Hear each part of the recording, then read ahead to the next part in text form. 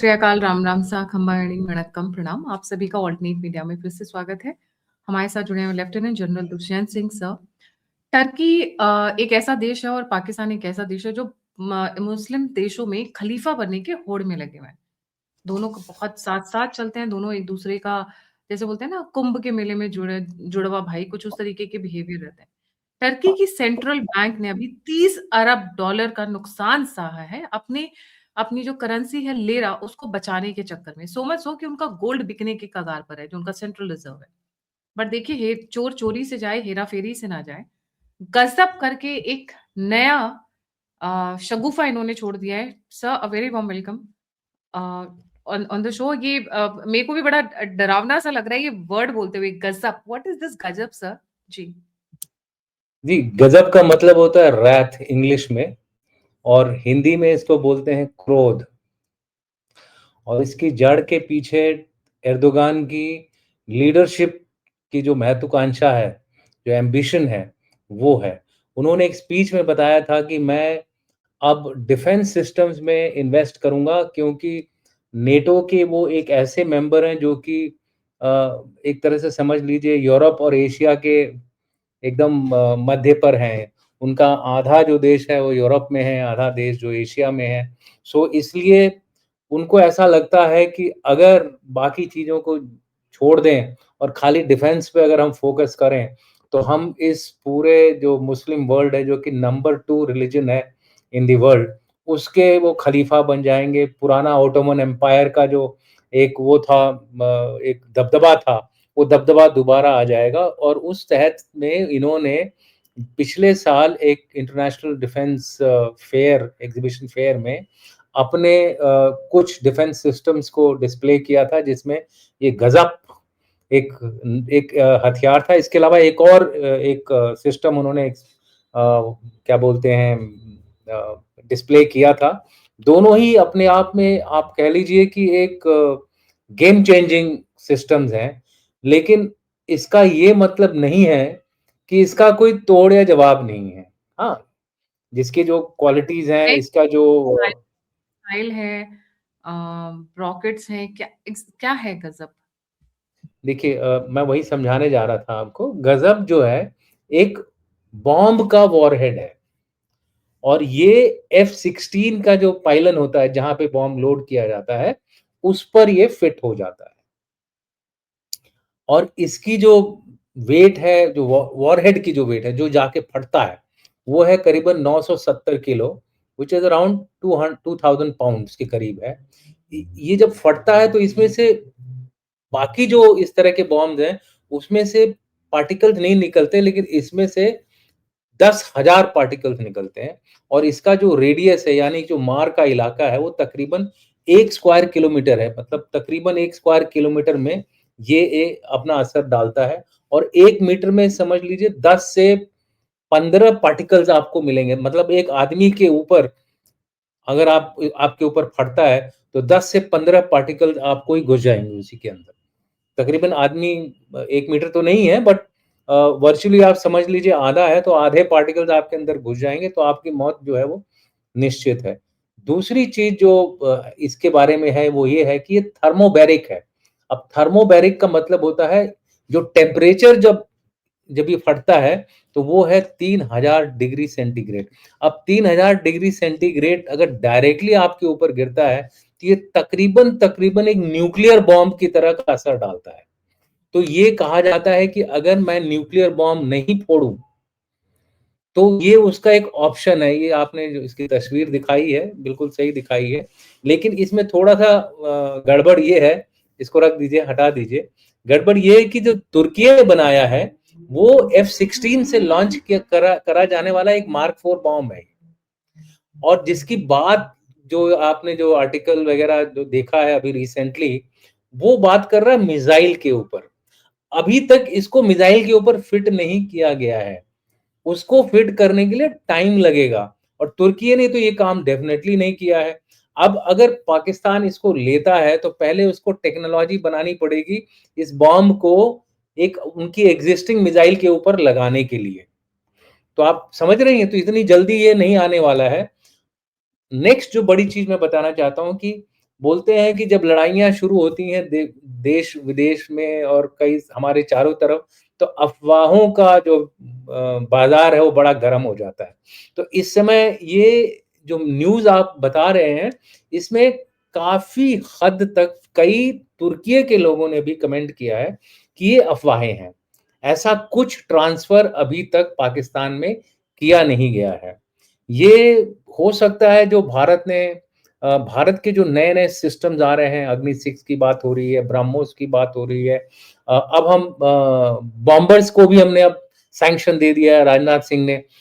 Bombers हमारे पास नहीं थे, उसका सैंक्शन भी हमने गवर्नमेंट ने दे दिया है। तो इस तरह से जो हमारी जो तैयारियाँ चल रही हैं, उसको देखते हुए एक इन्फॉर्मेशन वॉर भी हो सकता है कि जी, हम गज़ब ला रहे हैं। अब गज़ब जो है, अगर इसको मिसाइल में डालेंगे, तो मिसाइल की स्पीड से जाएगा और आपके ऊपर हमला करेगा। इसका जो असर होता है, एक तो टेम्परेचर जो मैंने बताया 3000 डिग्री सेंटीग्रेड, दूसरा ये एक्सप्लोसिव जो है कंक्रीट को भी भेज सकता है, यानी हार्डन्ड सरफेस को भी ये छेद सकता है। और बोलते हैं कि इसका जो कंक्रीट कंक्रीट बॉम्ब जो होता है, जिसको बोलते हैं कि जीबीएलयू, जो कि अमेरिका के पास है, वो इतना पावरफुल नहीं है, लेकिन अगर इसको बनाते हैं तो ये भी काफ़ी पावरफुल बॉम्ब होगा, डबल द साइज़ है। अमेरिका के पास जो ये सिस्टम्स हैं, वो हैमर है, फिर जीबीयू 31 है, जो कि गाइडेड बॉम्ब यूनिट है।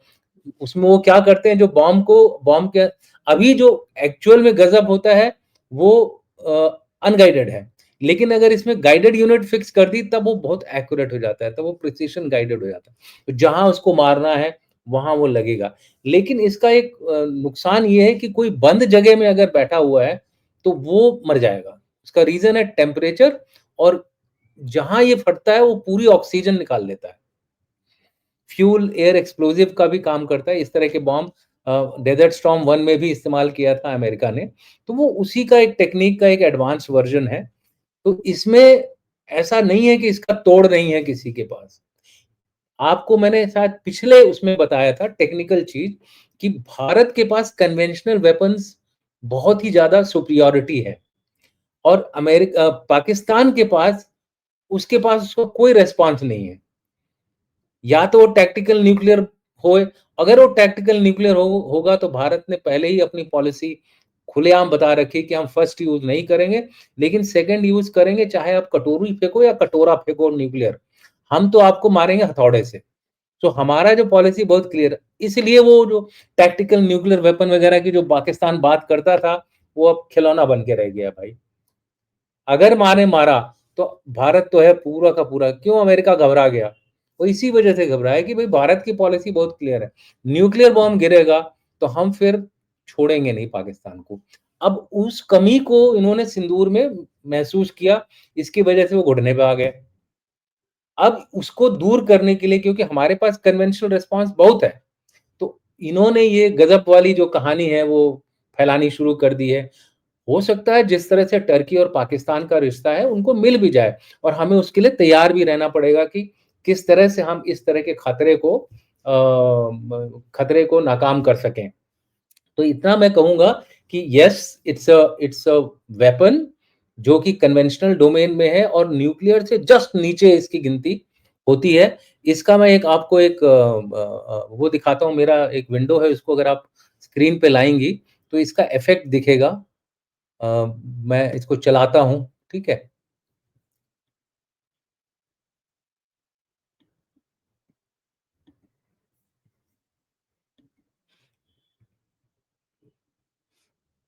capable of being deployed on fighter jets such as F-16s. The bombs were developed by the Defense Ministry Research and Development Center and were revealed at an international defense industry fair hosted by Turkey. One of the bombs, which name means wrath, is being touted as one of the country's most powerful conventional weapons. It's reportedly 3 times more powerful than the standard MK series bombs, with a blast radius of nearly 1 kilometer. In contrast, the other bomb unveiled is described as a bunker buster and reportedly is capable of penetrating up to 7 meters of concrete. Visuals from a test show the bunker busting bomb being dropped from an aircraft onto an island where it reportedly penetrated. I thought it's and gas leaks. आपने देखा इसका असर? अब इसको हटा लीजिए। Sir mute कर दें प्लीज।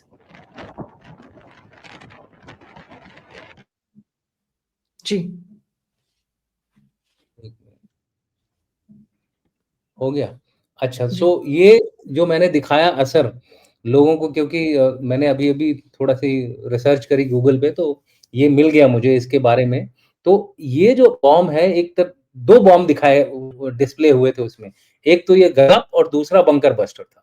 बंकर बस्टर तकरीबन 90 मीटर तक अंदर जा सकता है। तो जैसे आपने देखा होगा अमेरिका ने ईरान में जब उनकी न्यूक्लियर फैसिलिटी वगैरह डिस्ट्रॉय करी थी, स्पाइस बॉम्ब बोलते हैं उसको, उस तरह का बॉम्ब है। तो टर्की क्या कर रहा है, अब आत्मनिर्भरता की तरफ जा रहा है, इस तरह के बॉम्ब खुद डेवलप करके। इसका ट्रांसफर अगर और आपने ये भी सुना होगा कि ये F-16 के लिए बनाया गया है। अब इसका एडवांटेज पाकिस्तान को ये है कि उसके पास F-16 पहले से है और उसके लिए अमेरिका ने अपग्रेड करने के लिए उसको 800 मिलियन पैसा भी दिया था। तो अगर ये दोनों मिल जाते हैं तो पाकिस्तान जो है इस बॉम्ब को अगर मिसाइल पे नहीं भी बना पाता है तो F-16 पे बना करके ये अपने दुश्मन के ऊपर फायर कर सकता है। लेकिन अब आप पूछिए कि हम इसको काउंटर कैसे करेंगे? तो क्योंकि अगला सवाल तो यही है ना कि भाई हम किस तरह से इस तरह के खतरे को नाकाम कर सकते हैं? तो जो सिंपल तरीका है, आज की डेट में कोई भी जहाज पाकिस्तान का ये हिम्मत नहीं कर सकता है कि वो भारत के एयर स्पेस में आए और हमारे ऊपर हमला करे। तो F-16 अगर अपने ही एयर स्पेस पे रहेगा, क्योंकि ये मिसाइल तो है नहीं, ये बॉम्ब है, डेड बॉम्ब है। आपको ऊपर जाके फिर गिराना पड़ेगा और फिर गाइडिंग होती है इसकी, जो वॉरहेड की गाइडिंग होती है। ये नहीं कि शुरू से ही ये गाइडेड होगा। यानी कि अगर मान लीजिए आपको XYZ जगह पे गिराना है तो आपको उसके ऊपर आना पड़ेगा, गिरेगा, फिर जो वॉरहेड निकलेगा ये गजब, फिर ये अपने आप गाइडेंस यूनिट लगा के उस जगह पे पहुंचेगा। तो इसमें काफ़ी कुछ चैलेंजेस हैं किसके लिए? पाकिस्तान के लिए। और आपको पता ही है सिंदूर 1 में हमने अपने एयर डिफेंस S-400 वगैरह का किस तरह से जलवा दिखाया था। तो F-16 के लिए तो ये बिल्कुल आप समझ लीजिए, इसीलिए पाकिस्तान बात कर रहा है कि हम मिसाइल पे डाल के वो करेंगे। अब जब मिसाइल पे डाल के करोगे, क्योंकि मिसाइल आप अपनी जगह से फायर कर सकते हो, जहाँ भी जाना वहाँ जाके फिर ये फूटेगा। लेकिन इसकी तकनीक नहीं है इनके पास। अब उस तकनीक को जब डेवलप करने में ऐसा तो है नहीं कि रातों-रात ये डेवलप कर लेंगे। चाइना भी अगर इनकी मदद करता है, टर्की ने खुद नहीं डेवलप किया अभी तक। तो ये अपने आप अगर डेवलप करते हैं तो इनको चाइना की मदद चाहिए। चाइना की भी मदद से ये रातों-रात वाला काम नहीं है, इसमें टाइम लगेगा। और इतना बताऊँ कि अगर मान लीजिए हम हाइपोथेटिकली मान भी लेते हैं कि ये इन्होंने मिसाइल में लगाने का जो उनकी हतफ सीरीज़, फतह सीरीज़ मिसाइल्स हैं, उसमें लगा दिया और इसको इन्होंने रॉकेट फोर्स, मैंने बात करी थी पिछली बार, आर्मी रॉकेट फोर्स जो पाक आर्मी ने बनाया है, उसमें इन्होंने इसकी एक बैटरी डाल भी दी मान लीजिए। तो जब ये फायर करेंगे, अगर बैलिस्टिक मिसाइल है, उसके लिए हमारे पास इंटरसेप्ट करने के लिए अरेंजमेंट है कि हम हवा में ही, या तो हम हवा में इसको उड़ा सकते हैं या फिर जब टारगेट एंड की तरफ आ रहा है तब उड़ा सकते हैं। ठीक है? और अगर ये क्रूज़ मिसाइल जैसे हमारी ब्रह्मोस जैसी मिसाइल अगर इनको मिल जाती है, चाइना इनको दे देता है, या क्या भरोसा, अमेरिका तो आजकल बोलता है कि अगर इंडिया पाकिस्तान की लड़ाई होगी तो वो पाकिस्तान का इंडिया का साथ नहीं देंगे, या इंडिया एक तरह से तटस्थ रहेंगे। सिंदूर 1 में भी वो लोग तटस्थ न्यूट्रल थे वो लोग, तटस्थ थे वो लोग, तो न्यूट्रल ही थे। तो उसमें हो सकता है कि वो चोरी छुपे मदद भी करे अगर टोमाहॉक वगैरह जैसी मिसाइल से, तो उसको फिर हमको अपने ईडब्ल्यू और बाकी जो सिस्टम्स हैं उसके थ्रू ब्लॉक करना पड़ेगा ताकि वो हमारे पर इफेक्टिव ना हो। लेकिन खाली डिफेंस किसी भी खतरे का वो नहीं होता है, तोड़ नहीं होता है। उसके लिए हमें ऑफेंसिव कैपेबिलिटी भी होनी चाहिए। मैं सिर्फ इतना बताना चाहता हूँ कि भारत के पास ये ऑफेंसिव कैपेबिलिटी आज नहीं, 2022-23 में ही डेवलप हो चुकी है। तो हमें ज़्यादा घबराने की ज़रूरत नहीं है। हमारे साइंटिस्ट ने इस तरह की कैपेबिलिटी जो जो गज़ब-गज़ब लेकर के कूद रहे हैं, इस तरह की कैपेबिलिटी को हमने बहुत पहले, और हमने क्या किया है पता है आपको? हमने हवाई जहाज़ पे नहीं किया है। तभी तो तड़प रहे हैं पाकिस्तान वाले, क्योंकि कहा हमें गया पता सर। है आजकल तो गेम ही खत्म हो गया है। आजकल तो ड्रोन्स और मिसाइल का जमाना चल रहा है। ईरान ने नाक में दम कैसे किया हुआ है ड्रोन्स और मिसाइल से। हम्म। अमेरिका भी अपना बूट्स ऑन ग्राउंड लाने में संकोच कर रहा है। भले ही वो डोनाल्ड ट्रंप ने धमकी दी है कि हम सब कुछ, क्या धमकी दी है, सब कुछ एरियल करेंगे।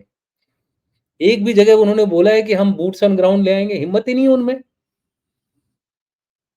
तो अगर आप एरियल बॉम्बार्डमेंट करके किसी देश को बर्बाद करना चाहते हो, तो आप देश को खत्म नहीं कर सकते। देश में जितने लोग हैं बचेंगे, वो लोग अपना देश दोबारा वापस, हाँ, उनकी हालत खराब हो जाएगी, गरीबी छाएगी, बहुत सारे मुसीबतें होंगी, लेकिन वो धीरे-धीरे रिकवर करेंगे। उनके उनके भी कोई सपोर्ट और साथी मिलेंगे। हो सकता है रशिया करे, हो सकता है चाइना करे, हो सकता है नॉर्थ कोरिया करे, पता नहीं कौन उनकी मदद करे, हो सकता है भारत भी जैसे भारत अफ़गानिस्तान तालिबान की मदद कर रहा है, उस तरह से कर सकता है, मैं ये नहीं बोल रहा हूँ कि नहीं करेगा। लेकिन कहने का मतलब ये है कि उनके भी सपोर्टर्स हैं, हो सकता है वो धीरे-धीरे उभर के बाहर आ जाएँ। लेकिन इस तरह की जो टेक्नोलॉजी से अगर आप सोचें कि एक किसी एक सभ्यता वाला देश जैसे भारत है, उसकी तो सभ्यता पता नहीं, लोगों को पता ही नहीं है। कई लोग तो बोलते हैं कि एक बीच में गैप आ गया हमारी सभ्यता का, इतना पुरानी सभ्यता है हमारी। तो ऐसे देश को इस तरह के बॉम्बों से घबराना नहीं चाहिए। हमारे पास, जैसा कि मैंने पहले ही बोला, एक तो ये सुदर्शन चक्र के चक्कर में घुस जाएगा, ये तो पहली बात। जैसे ही सुदर्शन चक्र डिप्लॉय हुआ, इस तरह के खतरे को हम पाकिस्तान के ऊपर ही फोड़ दें तो ज़्यादा अच्छा होगा, ताकि 3000 डिग्री सेंटीग्रेड जो गिरेगा, वो उनके ऊपर गिरे, ना कि हमारे ऊपर गिरे। लेकिन दूसरी जो बात है, जो ऑफेंसिव कैपेबिलिटी है, वो हमने इसकी डेवलप कर रखी है। बाकी डिटेल्स मैं बताना उचित नहीं समझूँगा, हालाँकि ओपन डोमेन में है ये। ओपन डोमेन में है, अगर आप गूगल करेंगी तो आपको पता चल जाएगा कि भारत की कौन-सी जो वो ताकत है, कौन-सा जो डेवलपमेंट है, और अभी जो भारत डेवलप कर रहा है, वो उसका महा से महाबाप है। और वो एक बार हो गया डेवलप, तो फिर ये जो बड़े-बड़े सुपर पावर है ना, वो भी हिलेंगे। भारत को कम आंकने की कोशिश मत करें।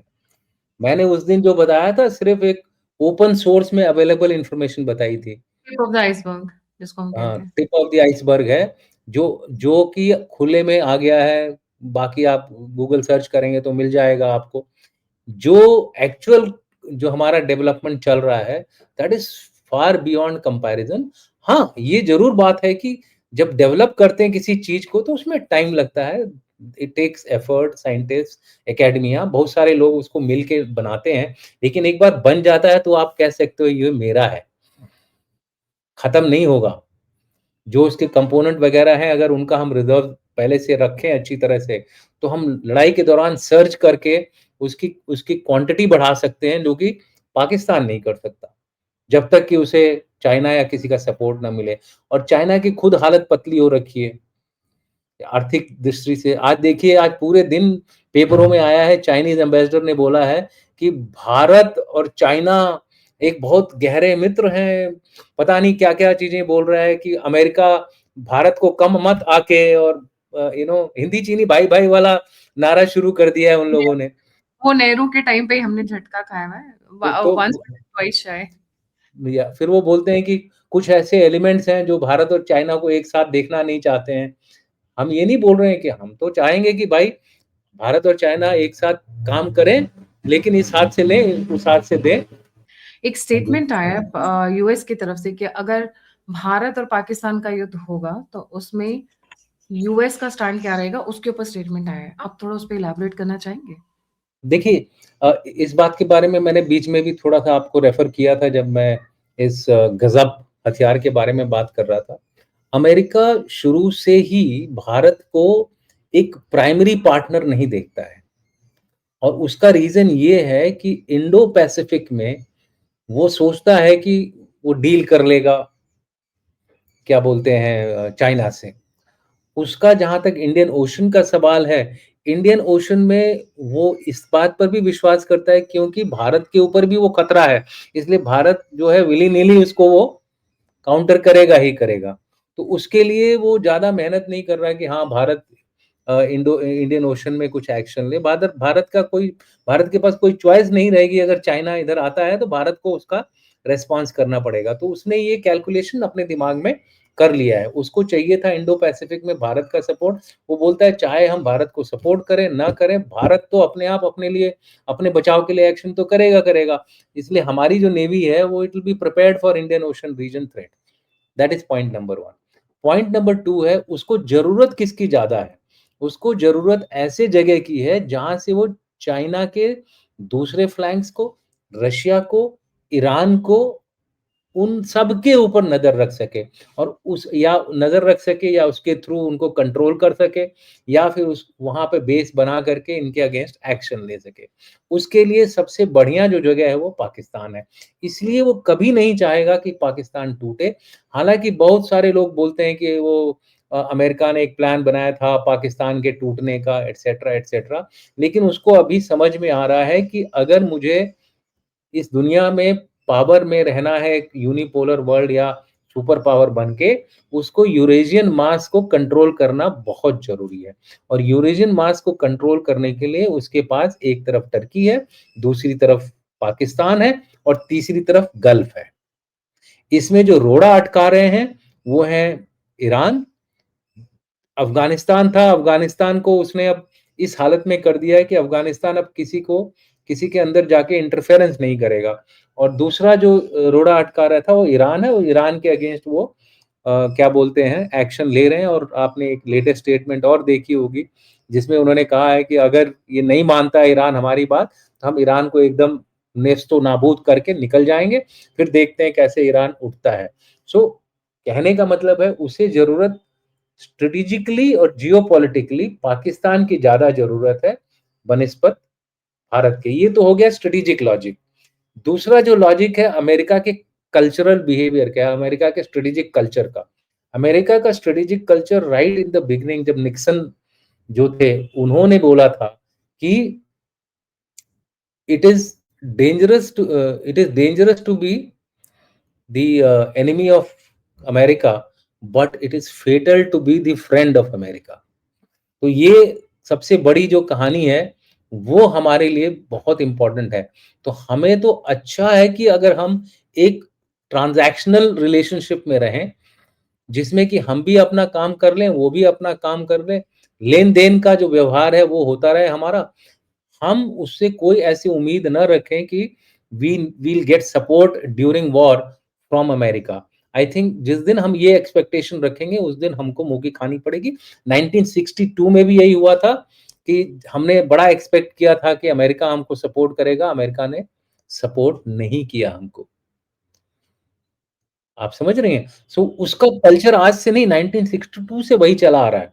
वो जो भी एक्शंस कर रहा है भारत के साथ, एक बिजनेस डील है जिसमें कि वो अपनी जो डिफेंस इंडस्ट्रीज हैं उनको वो क्या बोलते हैं, फायदा पहुंचता है जब भी वो हमारे साथ। और उसमें भी वो देखिए धीरे धीरे अपना सामान देता है हमको।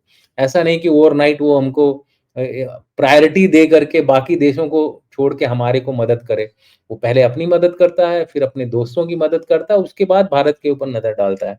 हालांकि राजनाथ सिंह ने बोला है कि हमारा और अमेरिका का क्या बोलते हैं रिलेशनशिप अच्छा है, डिफेंस पार्टनरशिप अच्छी है, लेकिन ये एक व्यवहारिक स्टेटमेंट है।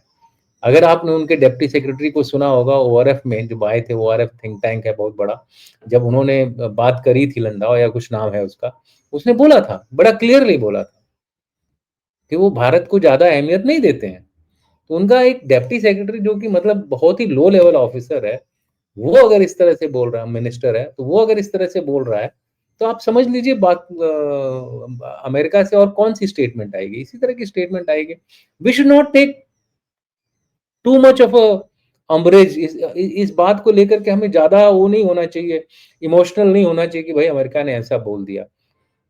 हमारा जो प्रिंसिपल वही है, एकला चलो, एकला चलो रे।